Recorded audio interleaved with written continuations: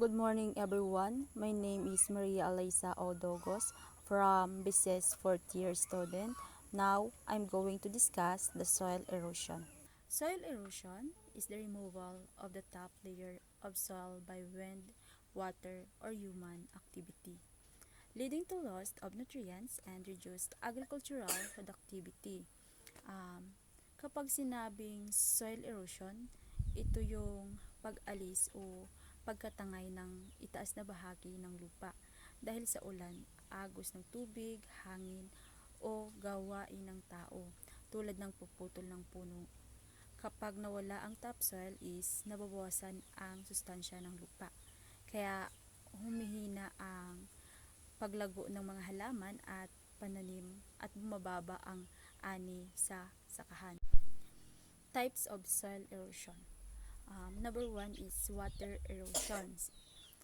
This is the process by which soil is worn away and displaced by the actions of water. This can occur through rainfall surface, runoff, or the movement of water across a landscape. It is one of the most common types of erosions and can significantly impact soil fertility, agriculture, productivity, and the environment. Kapag sinabing water erosions, ito yung pagguho ng lupa dahil sa tubig. Ito yung nagpa-process kung saan naaagnas at natatangay ang lupa dahil sa tubig.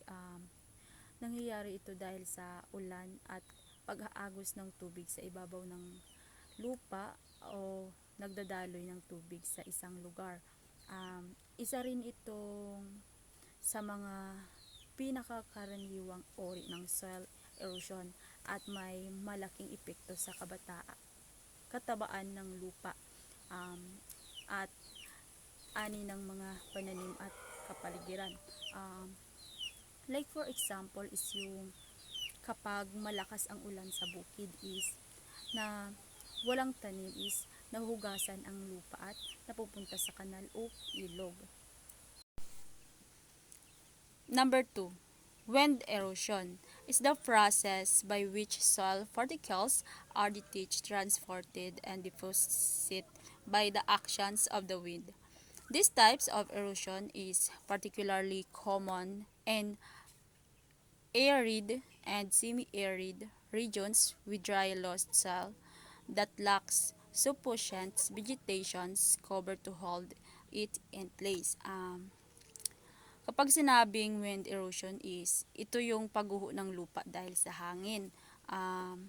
Siya yung nagpa-process kung saan ang maliliit na bahagi ng lupa ay natatanggal o nadadala at naipupwesto muli dahil sa hangin.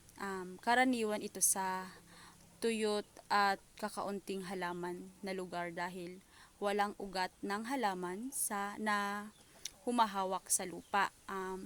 Like for example is yung sa disyerte o malawak na damuhan na kalbo. Nagkakaroon ng alikabok o dust storm dahil sa wind erosion. Number 3. Gravity erosion. Also known as mass movement or mass wasting, refers to the movement of soil, rock, and debris down a slope due to the force of gravity. It occurs when gravitational force acting on a slope exceed the resisting forces holding the slope materials in place. Example is landslide, rock falls, and mud flows. Ito yung tinatawag ding mass movement o mass wasting ay ang paggalaw ng lupa, bato at iba pang debris pababa ng dalisdis dahil sa puwersa ng grabidad. Nangyayari ito kapag mas malakas yung hatak ng grabidad kaysa sa puwersang humahawak sa lupa tulad ng ugat ng halaman. Madalas itong lumala kapag malakas ang ulan Then, malambot ang lupa o kalbo ang bundok.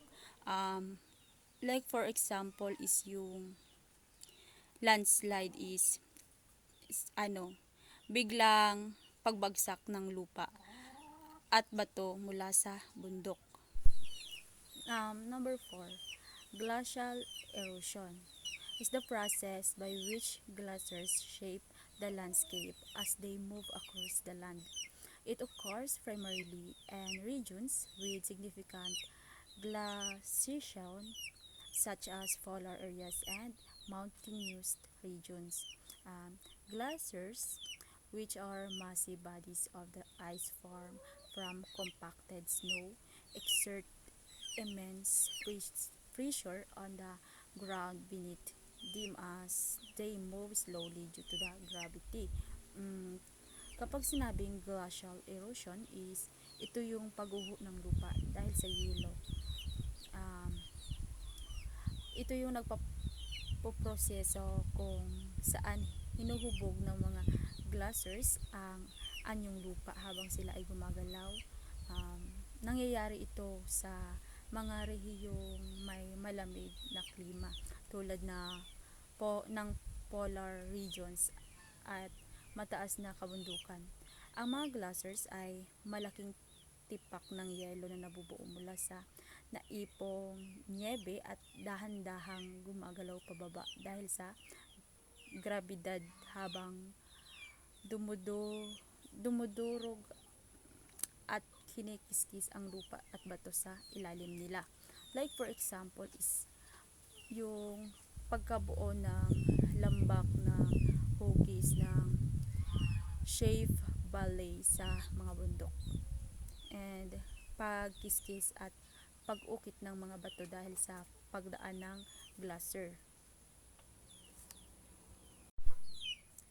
Number 5 is tillage erosion. Soil erosion that occurs as a result of agricultural tillage practices. This process is primarily associated with the disturbance of soil through various cultivations methods such as plowing, harrowing, and disking, which are commonly used to prepare the soil for planting crop. Kapag sinabing tillage, ito yung pagguho ng lupa dahil sa pagsasaka. Ito yung pagguho ng lupa dulot ng mga gawain sa pagsasaka. Nangyayari ito kapag ang lupa ay paulit-ulit na binubungkal gamit ang mga pamamaraan tulad ng pag-aararo, and pag-aharo at pagdidesk na karaniwang ginagawa bilang paghahanda sa pagtanim dahil sa madalas na pagbubungkal. Nalilipat ang lupa mula sa mataas na bahagi ng bukirin patungo sa mababang bahagi. Kaya numinipis yung topsoil at nababawasan ang sustansya ng lupa. Number 5 is tillage erosion. Soil erosions that occurs as a result of agriculture tillage practices. This process is primarily associated with the disturbance of soil through various cultivations methods such as plowing, harrowing, and disking, which are commonly used to prepare the soil for planting crops.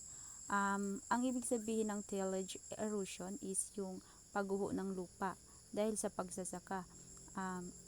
Ito yung pagguho ng lupa na dulot ng mga gawain na sa pagsasaka.